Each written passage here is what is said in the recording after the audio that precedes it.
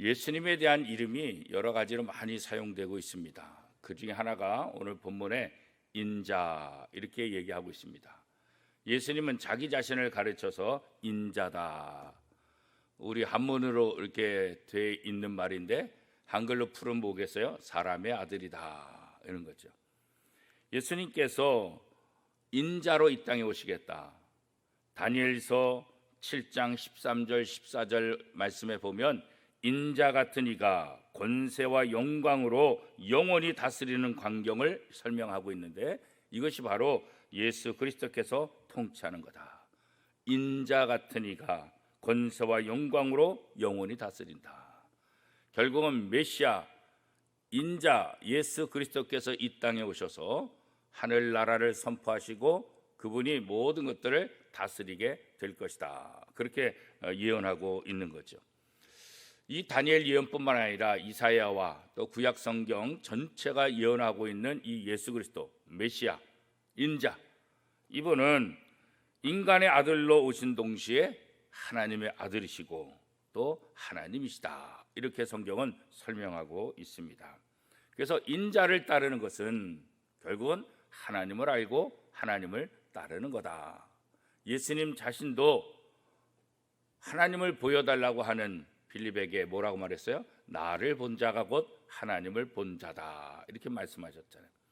그래서 예수님은 인자로 이 땅에 사람의 아들로 이 땅에 오셨지만 하나님의 아들이시고 하나님 자신이시다. 이게 예수 그리스도에 대한 정확한 명칭이다. 이렇게 성경을 통해서 우리가 알 수가 있습니다. 오늘 본문에 보면 귀신 들려 눈 멀고 말 못하는 사람을 예수님께로 데려오죠. 귀신 들렸죠? 말 못하죠? 앞을 못 보죠. 그러니까 이게 굉장히 하여튼 최악의 상태 아니겠습니까? 그럼에도 불구하고 예수님은 그를 고쳐주십니다. 어떠한 질병이랄지라도 어떠한 아픔이랄지라도 예수님께서 고치시지 못할 것은 없다라는 것을 다시 한번 보여주고 있는 거죠. 그래서 귀신 들려서 눈 멀고 말 못하는 이 사람을 고치시는 그런 예수님의 모습을 보고 사람들이 어떻게 얘기를 하고 있습니까? 아, 다윗의 자손이다. 이렇게 얘기해요. 아, 다윗의 자손이다. 그러면 예수님께서 눈 멀고 말 못하고 귀신 들린 이 사람을 고치는 모습을 바라보면서 왜 이스라엘 사람들이 유대인들이 그 예수님을 향해서 다윗의 자손이다 이렇게 얘기를 했을까? 그것은 이미 구약 성경을 알고 있기 때문에 그런 거예요. 이미 구약을 통해서 메시아가 이 땅에 올 텐데 그 메시아는 다윗의 후손, 다윗의 자손으로 올 것이다. 다윗의 자손으로 오신 그 메시아는 우리가 상상할 수 없는 놀라운 일을 하게 될 것이다. 그리고 눈 멀고 말 못하는 사람들을, 귀신 들린 사람들을 고쳐주실 것이다. 이미 구약에서 이렇게 예언했기 때문에 이 구약적인 배경을 갖고 있는 유대인들의 입장에서는 구약에서 예언한 그 모습을 자기의 눈으로 보니까 그 모습을 바라보면서 이분이 구약에서 예언한 바로 다윗의 자손이구나. 그러니까 다윗의 자손이라는 말은 어떤 의미겠어요? 이들이 생각하는 그들이 지금까지 기다려왔던 메시아. 우리가 로마 정부의 지배를 받으며 통치를 받으며 억울한 삶을 살고 있는데 메시아가 오면 이 문제를 해결해 줄 것이다. 이렇게 기대하고 있었다고. 그런데 예수님께서 하시는 일을 보니까 이분이 바로 메시아구나. 이분이 바로 우리가 기다리던 다윗의 자손 메시아구나. 이런 생각을 하게 된 거죠. 그래서 많은 사람들이 예수님을 바라보고 다윗의 자손이요 이렇게 말하는 거죠. 그런데 그런 유대인들의 모습과 달리 예수님을 아주 괴롭히는 사람이 있죠. 바로 바리새인들이죠. 이 바리새인들은 이런 예수님의 모습을 보고 뭐라 그랬어요? 바알세불의 왕의 힘을 빌려서 이 일을 했다 그런 거죠.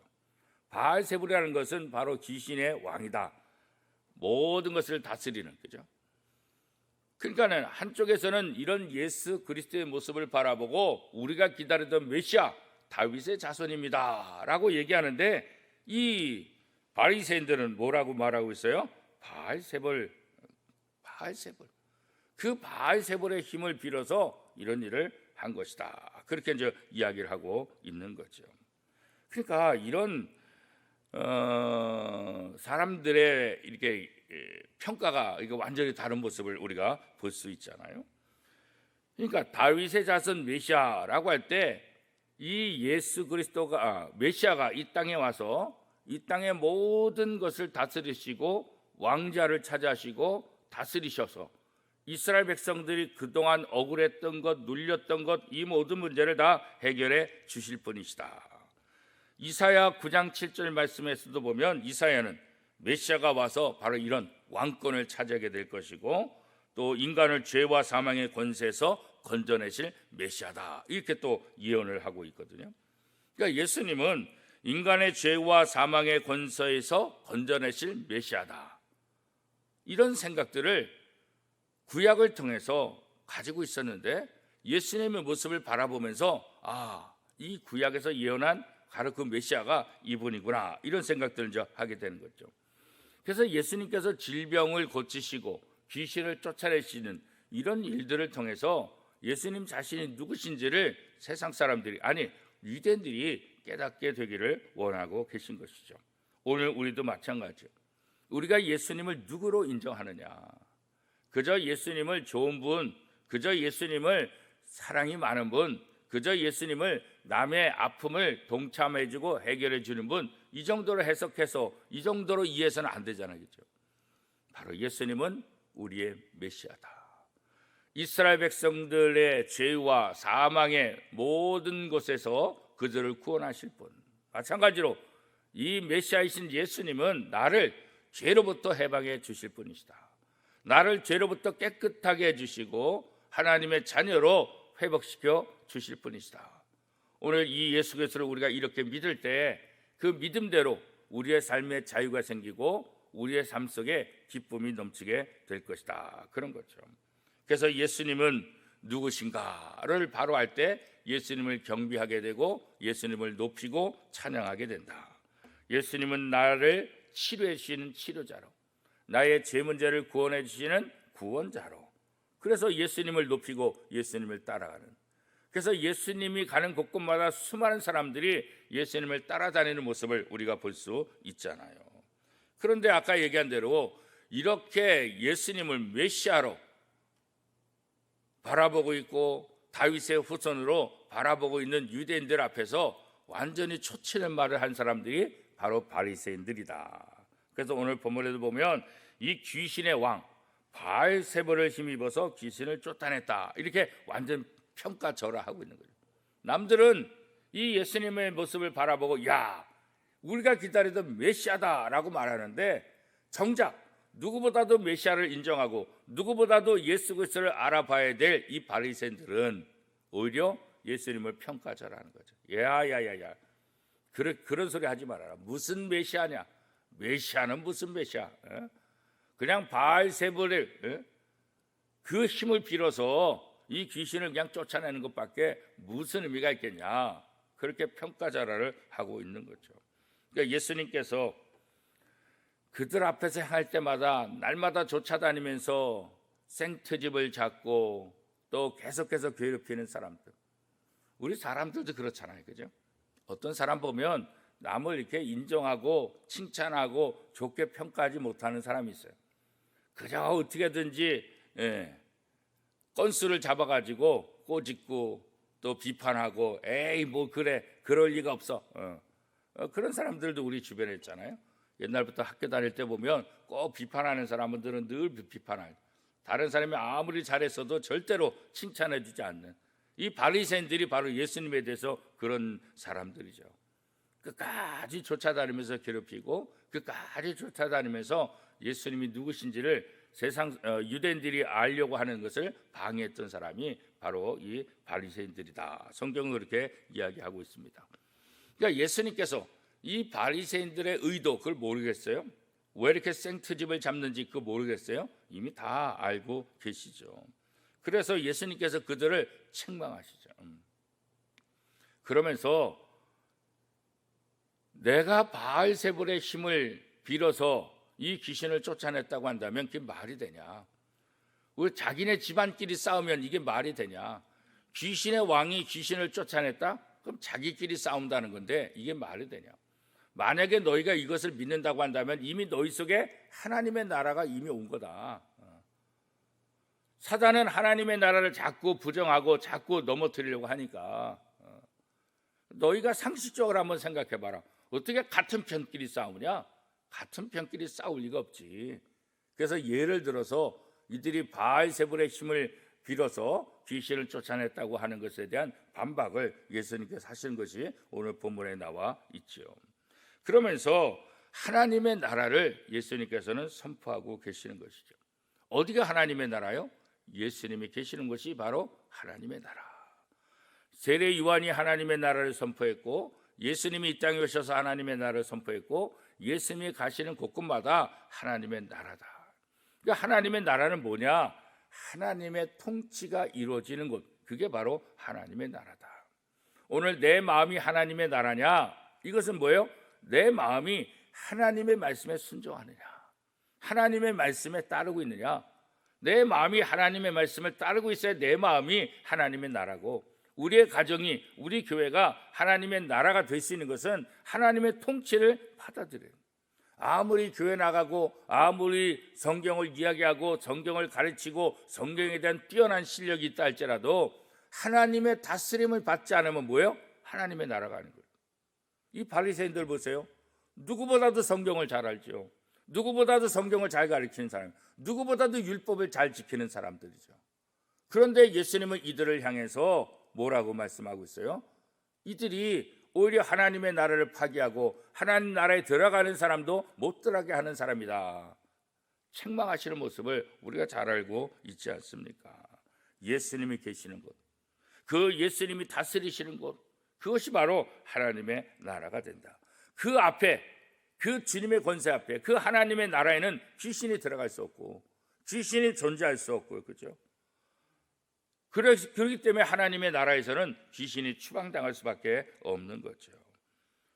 하나님의 다스림 속에 귀신은 아무것도 못하는 거예요.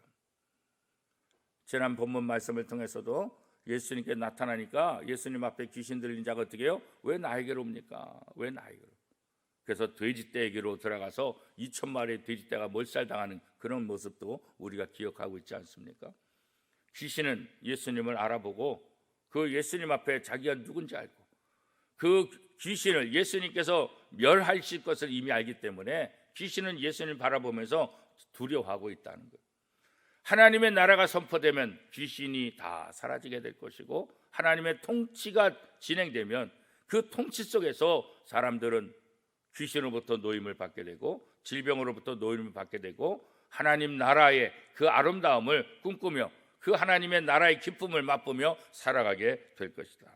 그래서 예수님이 이 땅에 하나님의 나라를 선포하기 위해서 오신 거죠. 죄로 인해서, 질병으로 인해서, 귀신으로 인해서 붙잡힌 모든 사람들을 자유케 하려고. 진리를 알지니 진리가 너희를 자유케 하리라. 예수님께서 이 땅에 오셔서 진리로 오셔서 그 진리를 통해서 이 땅에 억압되어 있는, 이 땅에 자유롭지 못한 모든 사람들을 자유롭게 할 것이다.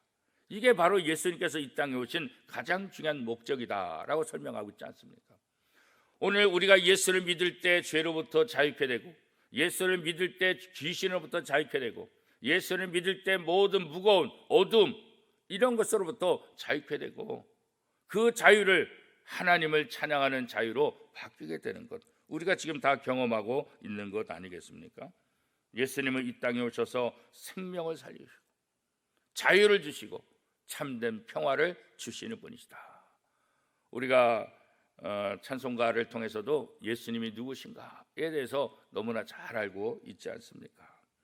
예수님의 회방꾼들을 향해서, 그 바리새인들을 향해서 예수님께서 아주 강하게 그들에 대해서 선포를 하시는데 아주 혹독한 말이죠. 뭐라고 말하고 있습니까?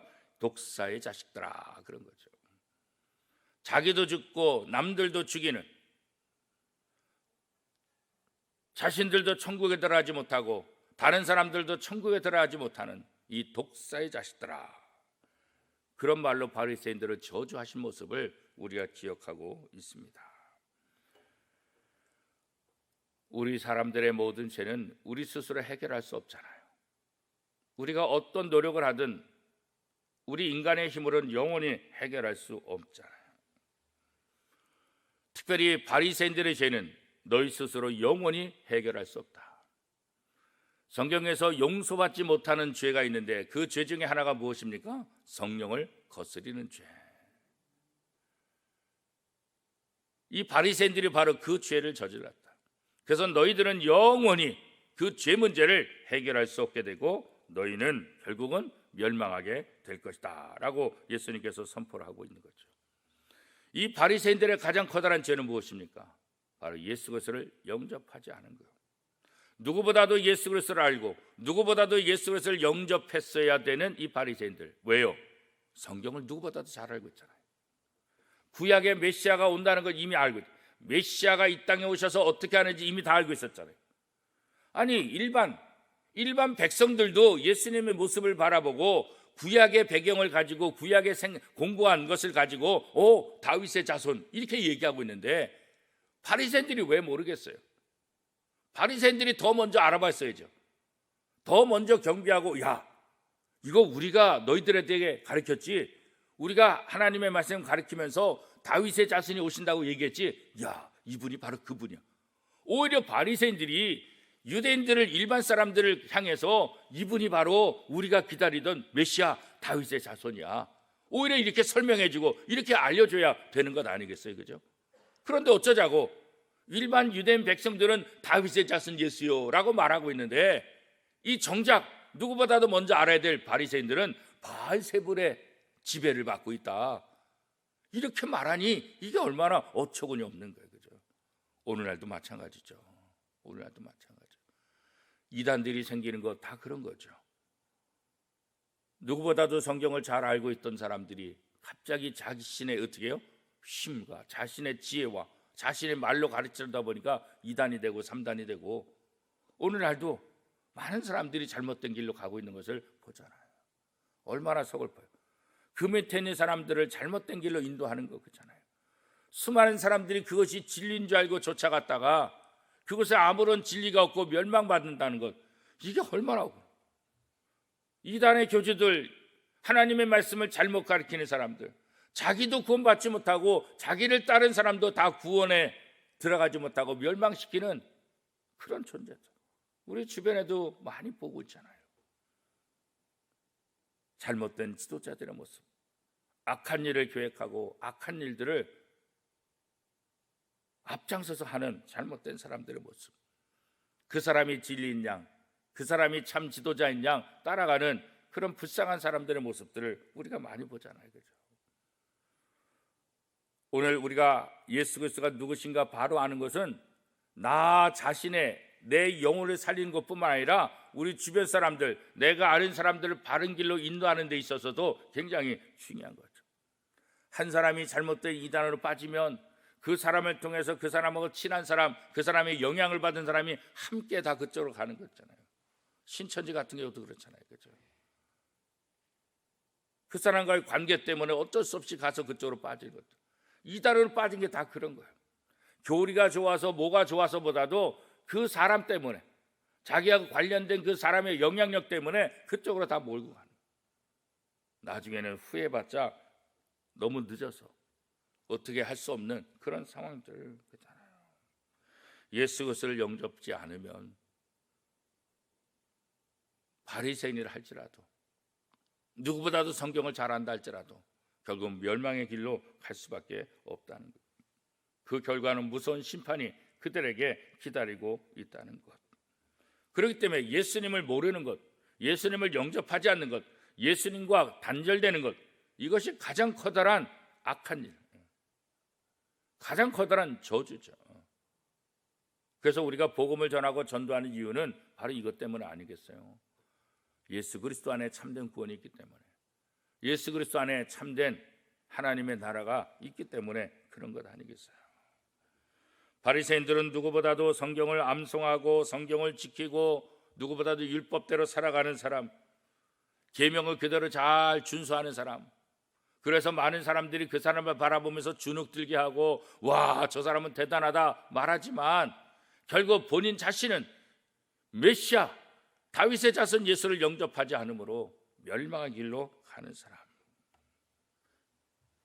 자기 자신만 죽이는 것이 아니라 결국 이들은 어떤 악한 짓을 했어요? 예수님을 십자가에 못 박는 일에 앞장서서 일을 했던 사람 아니겠어요? 오늘 우리가 이런 잘못을 저지를 수가 있다는 거죠. 예수님에 대해서 잘 모르면, 예수님을 믿는다고 하면서도 예수님을 거부하고 예수님의 말씀에 순종하지 않으면서 예수님을 다시 십자가에 못 박는 그런 죄를 우리가 저지를 수 있다는 거죠. 인자 같으니 다니엘은 그렇게 고백하고 있고 이사야는 인자라고 얘기하고 있고 바로 인자이신 다윗의 자손 메시아 예수 그리스도가 이 땅에 오셨는데 그가 누군지를 모른다는 것, 이것보다 가장 처참한 일이 어디 있겠는가. 이번 사순절을 통해서 다시 한번 우리가 믿고 있는 예수 그리스도, 그분이 누구신가, 그분이 어떤 분이신가, 그분이 나에게 해준 일이 무엇인가, 이것을 철저히 묵상하는 것, 이것이 굉장히 중요한 일입니다.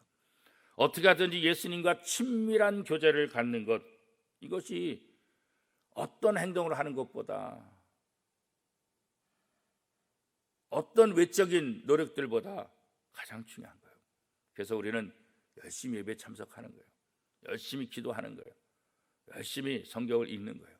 왜냐하면 이것이 예수님과 친밀해지는 과정이고 예수님과 친밀해지는 그런 일이기 때문에 그런 거예요.